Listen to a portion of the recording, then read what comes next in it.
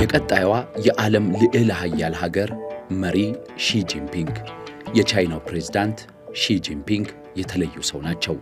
ሺ ጂንፒንግ ፊታቸው የማይቀያየር፣ መልካቸው ላይ ስሜታቸው የማይታይ፣ ፈገግ ያለ ግን የተረጋጋ ፊት ይዘው ሁሌም የሚታዩ የቻይናው መሪ። ቻይና በዓለም ላይ በአዲስ መልክ መነሳት ከጀመረችበት ጊዜ አንስቶ እንደ ሺ ጂንፒንግ አይነት መሪ አልመጣም። ስልጣንን በሀገራቸው ጠቅልለው ይዘዋል። በዓለም ጉዳይ ምን አሉ ተብሎ የሚጠየቅላቸው ሰው ናቸው።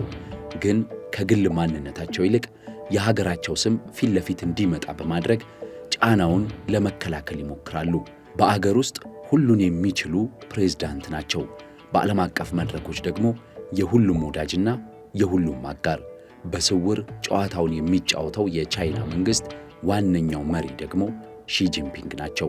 የሺ ጂንፒንግን ሚና፣ የሺ ጂንፒንግና የቻይና የዓለም የልዕለ ኃያልነት ጉዞ፣ እንደዚሁም ደግሞ የሺ ጂንፒንግና የቻይና መንግስት በኢራን ጦርነት ዙሪያ ያለው አቋምና እንቅስቃሴን በዝርዝር አቀርብላችኋለሁ። የቅዳሜ ገበያ የዩቲዩብ ቻናልን ሰብስክራይብ ያድርጉ። ትኩስ ትንታኔዎች እንዲደርሷችሁ የደወል ምልክቱን ይጫኑ። ቅዳሜ ገበያ። ቻይና በ1949 አዲስ አብዮት ከቀሰቀሰች በኋላ 2049 ልዕለ ኃያል የመሆን ግቧን አስቀምጣለች። አሜሪካን ለመቅደም ቻይናዎቹ ተዘጋጅተዋል። በሁሉም መንገድ ደግሞ ጉዞአቸውን እያደረጉ ነው። ለዚህ ጉዞ በርካታ የኮሚኒስት ፓርቲው መሪዎች ስልጣኑን እየተቀባበሉ ቢመጡም ከፍተኛውን ስልጣን የተቆናጠጡት አሁን ሺ ጂንፒንግ ናቸው። በቀላሉ ከእጃቸው የሚወጣም አይመስልም።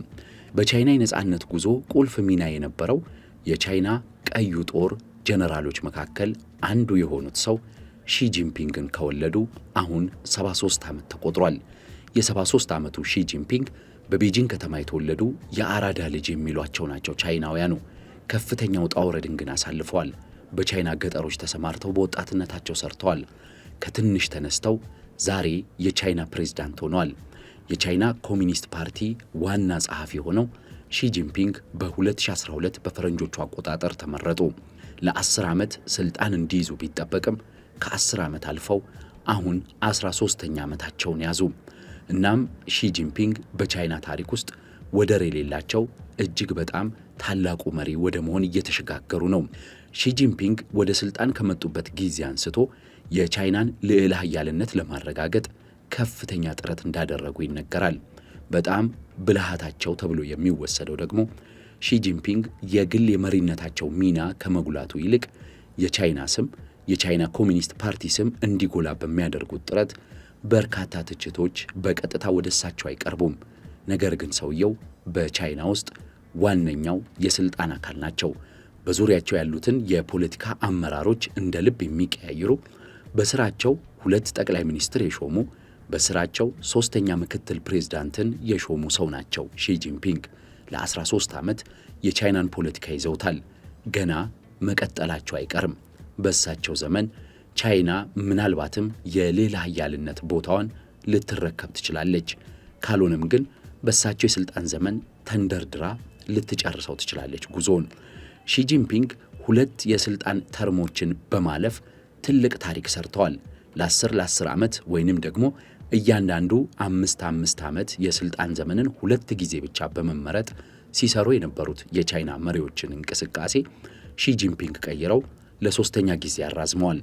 ምናልባትም ስልጣናቸው ለዕድሜ ዘመን ድረስ ሊቀጥልላቸው ይችላል።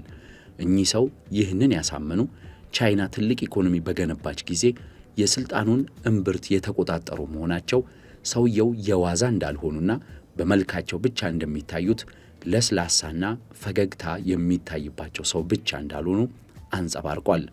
ቻይናውያን እንዲህ ይሏቸዋል፣ በማዕበል የማይናወጡ መሪ። ሺ ጂንፒንግ የክፉ ጊዜ መሪ ነኝ ብለው ይናገራሉ።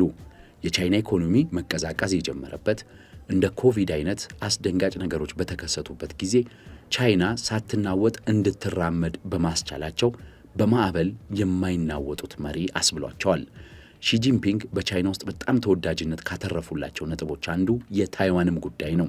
ታይዋንን መጠቅለል ህልማቸው የሆነው ሺ ጂንፒንግ ታይዋን የቻይና አንድ ግዛት አካል መሆኗንና ያንንም በዓለም ዙሪያ እያስማሙ ይገኛሉ። ሌላኛው ሰልፍ ሪቮሉሽን የሚለው የሺጂንፒንግ ሐሳብ ነው። የቻይና ኮሚኒስት ፓርቲ ሌላ ተገዳዳሪ ወይንም ተፎካካሪ ፓርቲ አያስፈልገውም። የቻይና ኮሚኒስት ፓርቲ የሚያስፈልገው ራሱን ማረም፣ ራሱ ውስጥ አብዮቶችን ማድረግ፣ ራሱን እያስተካከለ መሄድ ነው። እናም ይህንን ሰልፍ ሪቮሉሽን ይሉታል ሺጂንፒንግ። በዚህ ስልታቸው የቻይና ህልም የሚሉትን በ2049 ቻይናን ልዕለ ኃያል የሚያደርገውን እንቅስቃሴ ሺጂንፒንግ እየመሩ ነው። እሳቸው እንዲህ ይላሉ፣ ቻይና ሞደርን ሶሻሊስት ካንትሪ መሆን አለባት። ዘመናዊና ህብረተሰባዊት ቻይናን መገንባት፣ በቴክኖሎጂ ዓለምን መምራት በሚለው በአርቲፊሻል ኢንተለጀንስና በአዳዲስ የፈጠራ ምርቶች ቻይና አሁን በዓለም ቀዳሚ እያደረጓት ነው። በወታደራዊ ስኬት ዓላማቸው ደግሞ ሺጂንፒንግ የሀገሪቱ ጦር በከፍተኛ ደረጃ እንዲገነባ እያደረጉ ነው። ቤልት ኤንድ ሮድ ወይንም መንገድ ወመቀነት በሚለው ፖሊሲያቸው ደግሞ ቻይና በዓለም ዙሪያ በርካታ ወዳጆችን እንድታፈራ እየሰሩ ነው። ሺጂንፒንግም ቻይናም ከአሜሪካ ጋር መፎካከርን አይደለም የሚፈልጉት፣ ቀስ ብሎ በእርጋታ ማሸነፍን ነው። እናም የቻይና ዋነኛው ፖሊሲ ከሁሉም ጋር ወዳጅ መሆን የሚለው ነው። ወዳጅና አስተማማኝ አጋር፣ በቀስታ ስትራቴጂውን የሚፈጽም ሀገር መሆንን ይፈልጋሉ ቻይናውያኑ። እናም በዚህ ስልታቸው አሁን በቅርቡ እንኳን በኢራንና በአሜሪካ በእስራኤል ጦርነት መካከል የቻይና አቋም ቀስ ብሎ የሚተገበር ነው። ውስጥ ውስጡን የሚሰራ ፊት ለፊት ላይ ግን እርጋታና ሰላማዊ እንቅስቃሴዎች ብቻ የሚታዩበት ጉዳይ። ሺጂንፒንግና ሀገራቸው ቻይና በኢራኑ ቀውስ ያላቸው ሚና ምንድን ነው? ምን እያደረጉ ነው? የሚለውን በዝርዝር ላንሳላችሁ። ቻይና በመካከለኛው ምስራቅ በተለይም ደግሞ በገልፍ አካባቢ ያላትን ግንኙነት የሚወስነው ነዳጅ ገዢነቷ ነው። ቻይና ቁጥር 1 የዓለም ነዳጅ ገዢ ሀገር ናት። በእርግጥ ወደ 30 በመቶ የሚሆነው የነዳጅ ፍላጎቷን በሀገር ውስጥ ምርቷ ታሟላለች። 70 በመቶውን የሚሆነውን ግን ትገዛለች። 50 በመቶ የሚሆነው ነዳጇ ደግሞ በሆርሙዝ ያልፋል። እናም ቻይና በሆርሙዝ አካባቢ በባህረ ሰላጤው ዙሪያ ከፍተኛ ጥቅም ያላት ሀገር ናት። ከ3 እስከ 6 ወር የሚጠበቅም ክምችት እንዳላት ይነገራል። እናም የዓለምን ድፍድፍ ነዳጅ በብዛት ትገዛለች፣ ታጣራለች፣ አንዳንዴም ትሸጣለች።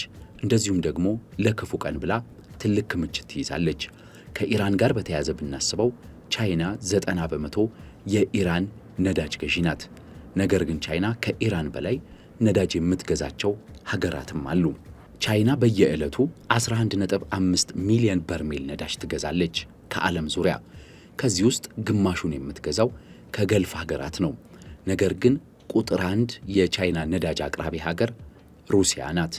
ሩሲያ ከፍተኛው አቅራቢ ስትሆን የቻይናን 17 በመቶ ነዳጅ ወይንም በየዕለቱ 2 ሚሊዮን በርሜል ነዳጅ ታቀርብላታለች።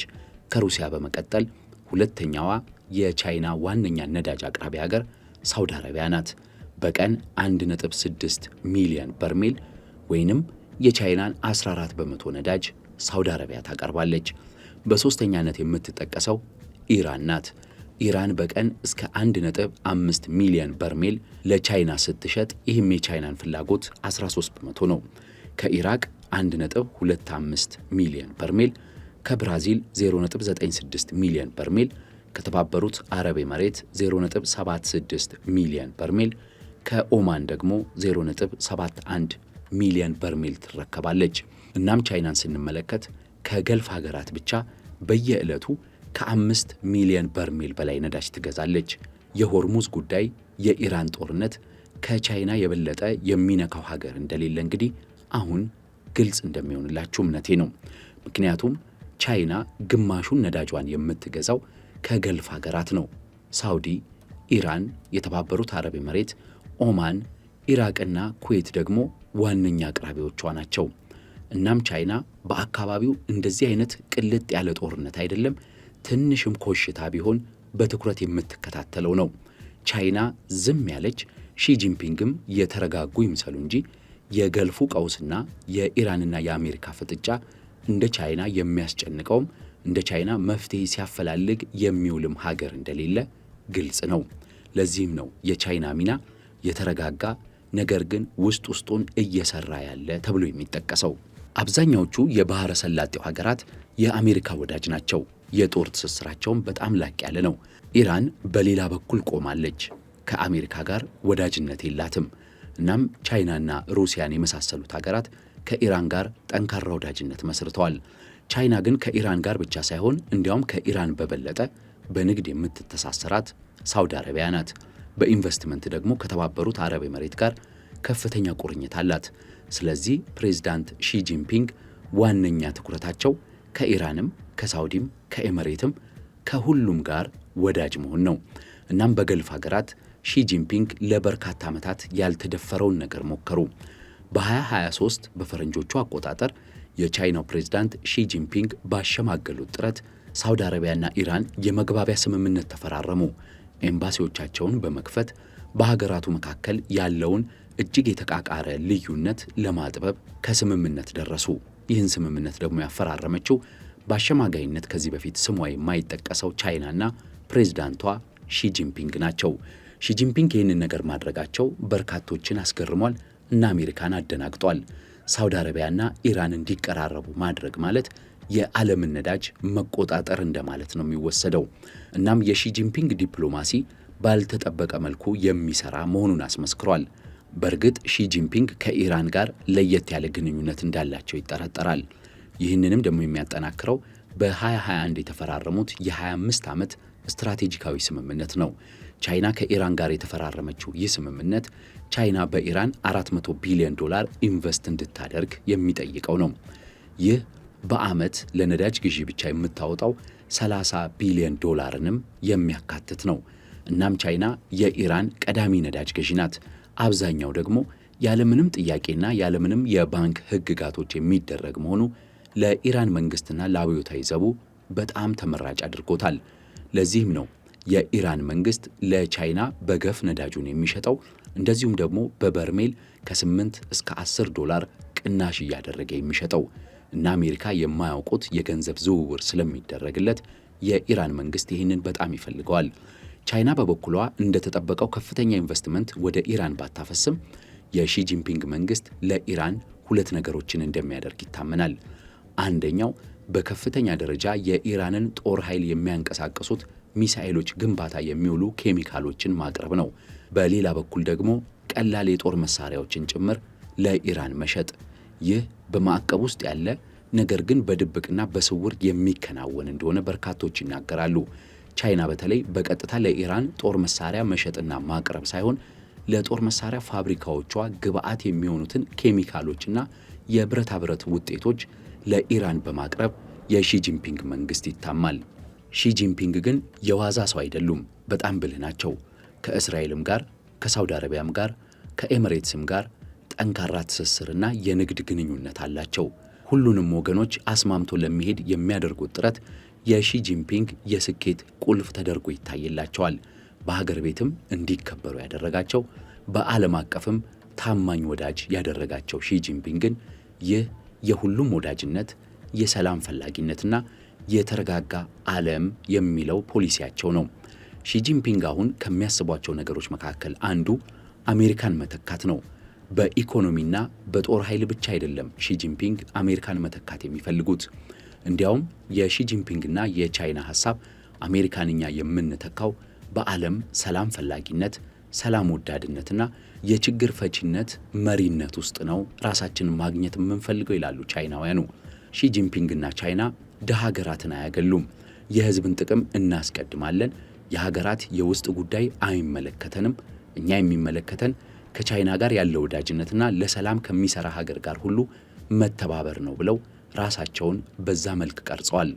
ሺጂንፒንግ እየገነቧት ያለችው ቻይና በዚህ መልኩ የምትሰራ ናት። የኢራንና የአሜሪካ ጦርነት ከተቀሰቀሰ ከወራት በኋላ ግን ቻይና ችግር ውስጥ ገብታለች። በተለይም የሰሞኑ እንቅስቃሴ ለቻይናና ለፕሬዝዳንቷ ሺጂንፒንግ የሚመች አልሆነም። ኢራን ሆርሙዝን ዘጋች። የቻይና መርከቦች ይለፉ ብትልም ያለፉት መርከቦች አብዛኛዎቹ ከኢራን ነዳጅ የጫኑ የቻይና መርከቦች እንጂ ከሳውዲ አረቢያና ከሌሎች አካባቢ የጫኑት እንደ ልብ እያለፉ አይደለም። በእንቅርት ላይ ጆሮ ደግፍ እንዲሉ ደግሞ ሆርሙዝን አሜሪካም ዘጋችው። በተለይ ደግሞ የአሜሪካ የሆርሙዝ እርምጃ ከኢራን የሚወጡና የሚገቡ ሸቀጦችን መዝጋት የሚለው በመሆኑ የቻይናን ጉዳይ አስተጓጎለው። እንዲያውም ከቻይና ወደ ኢራን ስታመራ የነበረች አንድ መርከብ በአሜሪካ ተያዘች። አሁን ቻይና ጦርነቱን እንደ በፊቱ ሰላም አውርዱ፣ ተኩስ አቆሙ በሚል ጥሪ ብቻ አታልፈውም። ዋነኛ አደራዳሪ፣ ዋነኛ የጦርነቱ ማዕከል ሆና እየተቀላቀለች መሆኑ ይነገራል። የፓኪስታንን አደራዳሪነት በከፍተኛ ደረጃ እየደገፈች ነው። ሺጂንፒንግ ራሳቸው ከተባበሩት አረብ ኤሚሬቶች ጋር በነበራቸው ውይይት አዳዲስ የሰላም ሐሳቦችን ለአካባቢው አቅርበዋል። የቻይና ኮሚኒስት ፓርቲን የሁለት ዙር ዘመን ብቻ ማገልገልን ሕግ ጥሰው የዕድሜ ዘመን መሪነትን የተቆናጠጡት ሺጂንፒንግ በቻይና ብቻ ሳይሆን የዓለምን ፖለቲካና የዓለምን ኢኮኖሚ መሪ የተቆናጠጡ ሰው ሆነዋል። ሺጂንፒንግ በቀጭን ገመድ ላይ የሚራመዱ እጅግ የተረጋጋና ፈገግ ያለ ፊታቸውን ይዘው ዓለምን እየዘወሩ ዓለምን እያንቀሳቀሱ ነው። የቅዳሜ ገበያ የዩቲዩብ ቻናልን የተከታተላችሁት ቻናላችንን ሰብስክራይብ አድርጉ። ትኩስ ትንታኔዎች እንዲደርሷችሁ የደውል ምልክቱን ይጫኑ። ቅዳሜ ገበያ